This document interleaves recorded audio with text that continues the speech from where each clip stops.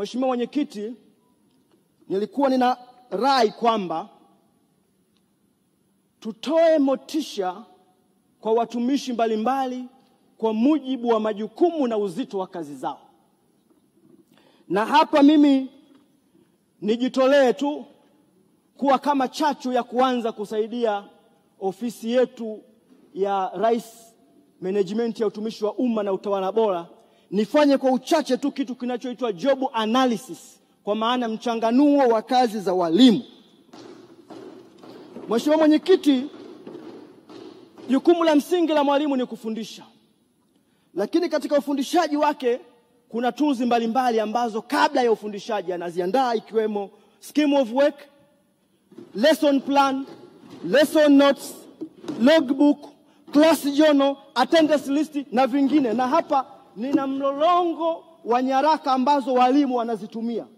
Hizi hapa Mheshimiwa Mwenyekiti, kwa uchache wake tu, hizi zote ni nyaraka ambazo walimu wetu wanazitumia wanapofundisha watoto.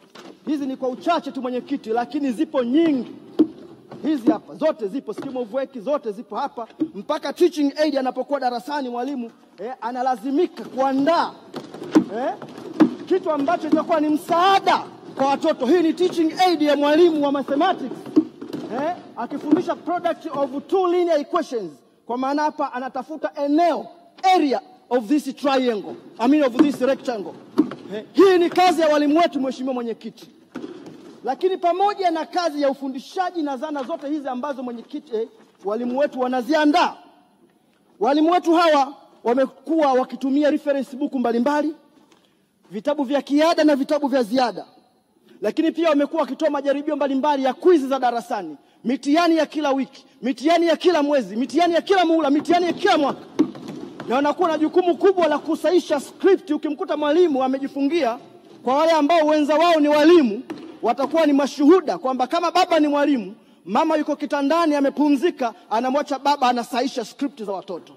Kama baba ni kada nyingine, mama ni mwalimu, baba amepumzika kitandani usiku, mama anasahisha script za watoto mpaka saa 7 za usiku rundo. Hiyo ni workload kubwa ya walimu wetu katika nchi yetu hii. Taarifa niko hapa Bashiru. Mwenyekiti niko hapa taarifa. Taarifa karibu Mheshimiwa. Pamoja na mchango mzuri, si mara nyingi kutoa taarifa, lakini mchango wake kwa uzito wake nathibitisha anayoyasema. Mimi ni mwalimu na mke wangu ni mwalimu. Ukinapofika wakati wa kusahisha, wakati wote tuko darasani, ni kama vile tumeahirisha ndoa. Na kwa sababu Mheshimiwa Waziri Mkuu haruhusiwi kutoa taarifa kwa niaba yake, kuna yeye ni mwalimu, anaweza akathibitisha. Hata Mheshimiwa Spika naye anaweza akathibitisha. Kwa hiyo mchango huu una uzito wa aina yake, na ndio maana kwa walimu motisha wetu mkubwa sana huwa ni wito. Asante sana.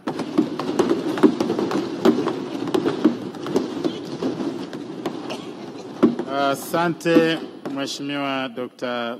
Bashiru Kakuria. Mheshimiwa Ali Mohamed Kasinge, unaipokea taarifa?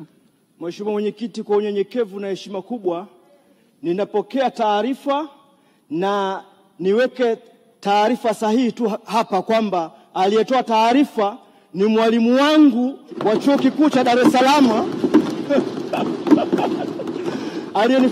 aliyenifundisha political science mwaka 2001 mpaka 2004, na kwa maana hiyo siwezi kuwa na pingamizi wala kigugumizi kwa taarifa yake.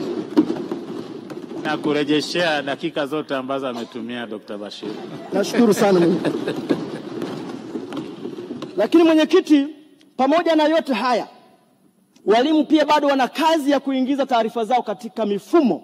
Sasa hivi tunakwenda katika e-government, lakini walimu wetu wamekuwa na mzigo mkubwa wa kuingiza taarifa. Mifumo ni mingi. Kuna mfumo unaoitwa Info Taaluma, kuna mfumo unaoitwa PEPMIS, kuna mfumo unaoitwa BEMIS, kuna mfumo unaoitwa MADEMIS, kuna mfumo unaoitwa CIS. Mifumo ni mingi, na kwa maana hiyo Mwenyekiti, walimu wanatumia bongo zao kwa muda mwingi sana kufanya kazi za ziada. Mwenyekiti, ukiondoa majukumu ya kitaaluma ya walimu wetu, wamekuwa na majukumu mengine yasiyokuwa ya taaluma zao, ikiwemo usimamizi wa miradi. Sote ni mashahidi kwamba miradi yote ambayo serikali yetu pendwa inatekeleza katika shule zetu, kwa maana ya ujenzi wa madarasa, nyumba za walimu, vyoo na kadhalika, wasimamizi wakubwa ni walimu hao. Walimu hao leo wamekuwa ndio procurement officer, wanaingia katika mfumo kutafuta wazabuni wa kujenga majengo yetu. Walimu hao leo ndio wamekuwa project manager wa kusimamia miradi katika shule zetu. Walimu hao leo ndio wamekuwa mainjinia wa kusimamia majengo yetu katika shule zetu. Haya ni majukumu nje ya taaluma zao. Lakini mwenyekiti, nani si shuhuda kwamba walimu wetu wamekuwa wakihusika katika majukumu pia ya kitaifa? Leo hii tumeshawasha mwenge na umeanza kuzunguka katika mikoa yetu. Lakini nani si shuhuda kwamba walimu wetu wamekuwa ndio chachu ya mwenge? Ukiona vijana wa halaiki wanasherehesha kwenye mwenge pale, ni kazi ya walimu wetu. Ukiona klabu za wapinga rushwa kwa ajili ya kukidhi vigezo vya mwenge, ni kazi za walimu wetu. Na ukiona shughuli za kitaifa kama vile sensa, uchaguzi, program mbalimbali za lishe, chanjo mbalimbali, majukumu hayo wanatekeleza walimu wetu.